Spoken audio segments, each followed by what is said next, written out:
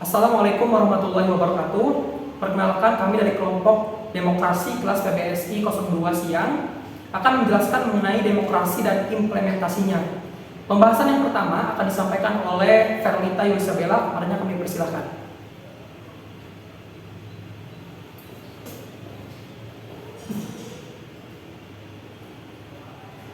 Baik, pada pembahasan pertama ada sejarah demokrasi.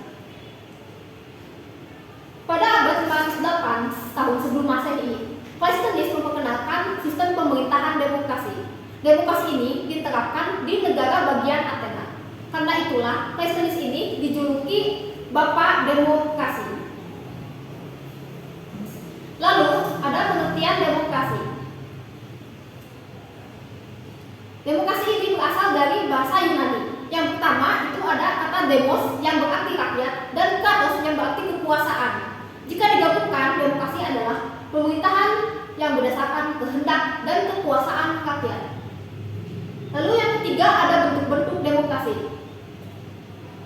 Pertama ada bentuk demokrasi perwakilan liberal yang perwakilannya dipilih oleh rakyat dan mengutamakan kebebasan individu.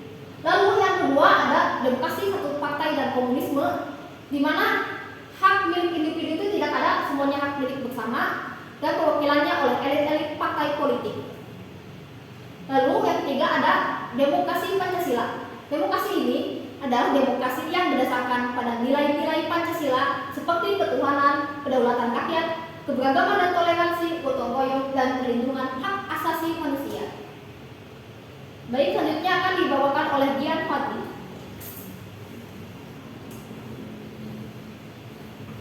Baik, pembahasan yang keempat mengenai perkembangan demokrasi di Indonesia. Yang pertama ada demokrasi parlementer, itu dilaksanakan atau dimulai pada tahun 1945, di mana demokrasi parlementer itu sistemnya multi partai, kemudian kabinetnya itu jatuh bangun atau singkat gitu ya. Yang kedua ada demokrasi terpimpin, dimulai pada tahun 1959 sampai 1965, di mana demokrasi terpimpin ini kebebasan atau ruang berpendapat itu dibatasi gitu oleh pemerintah, kemudian kekuatannya itu difokuskan ke ABRI. Yang ketiga ada demokrasi Pancasila, dimulai pada tahun 1965 sampai 1998. Nah, jadi fase demokrasi Pancasila itu kebebasan berpendapat sudah mulai ada gitu ya, tapi masih abu-abu, belum terlaksana dengan baik. Kemudian yang keempat ada demokrasi reformasi, dimulai pada tahun 1998 sampai sekarang. Nah, demokrasi reformasi ini kebebasan berpendapat itu sudah mulai terasa, itu sudah mulai bebas. Kita diberikan ruang untuk berpendapat, diberikan ruang untuk memilih pemimpin siapa, pemimpin kita siapa, kemudian berhak kita masuk ke partai politik yang mana. Kemudian ada kasus-kasus di lembaga negara.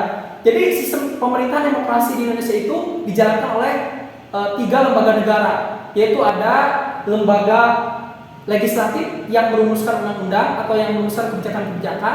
Yang kedua ada lembaga eksekutif yang sebagai eksekutor atau yang menjalankan undang-undang atau kebijakan-kebijakan. Yang ketiga ada lembaga yudikatif yang mengawasi kinerja lembaga legislatif, lembaga eksekutif, dan lembaga yudikatif itu sendiri. Lanjut. Kemudian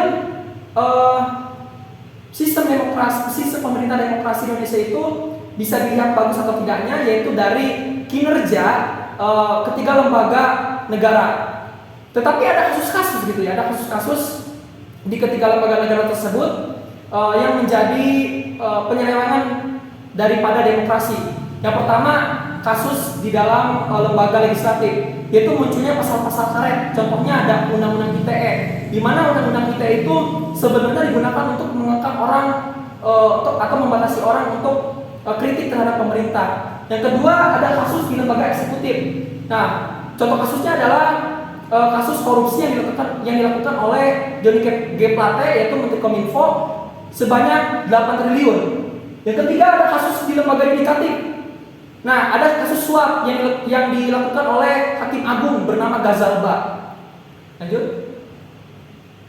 Nah, setelah saya menjelaskan mengenai kasus-kasus yang terjadi di ketiga lembaga negara tersebut, nah, kami menganalisis gitu ya, apakah demokrasi itu sudah berjalan dengan baik. Nah, kami katakan sistem pemerintahan demokrasi Indonesia itu belum berjalan dengan baik. karena pejabat-pejabat tinggi itu masih melakukan tindak atau penyelewengan terhadap demokrasi itu sendiri. Nah, tadi sudah saya sebutkan ya contoh kasusnya. Nah, terus apa solusinya? Solusinya adalah dari partai politik. Nah, jadi partai politik itu tidak boleh merekrut kader-kader yang tidak kompeten. Artinya, yang tidak kompeten itu tidak mengetahui tentang hukum di Indonesia, tidak mengetahui cara pengelolaan negara. Nah, maka ya hasilnya seperti itu, terjadi korupsi gitu. Tentunya harus direkrut itu kader-kader yang memiliki karakter yang baik, memiliki akhlak yang baik. Nah, itu yang diharapkan gitu ya, ketua-ketua partai politik itu harus merekrut kader-kader yang kompeten. Nah, kita simpulkan juga gitu ya, kita sebagai warga negara gitu ya, harus bisa menjalankan demokrasi dengan baik. Yang minimal kita harus menghargai pendapat teman gitu. Itu salah satu kita menjalankan demokrasi. Terima kasih atas perhatiannya. Itu saja pembahasan dari kami. Kami tutup. Wassalamualaikum warahmatullahi wabarakatuh.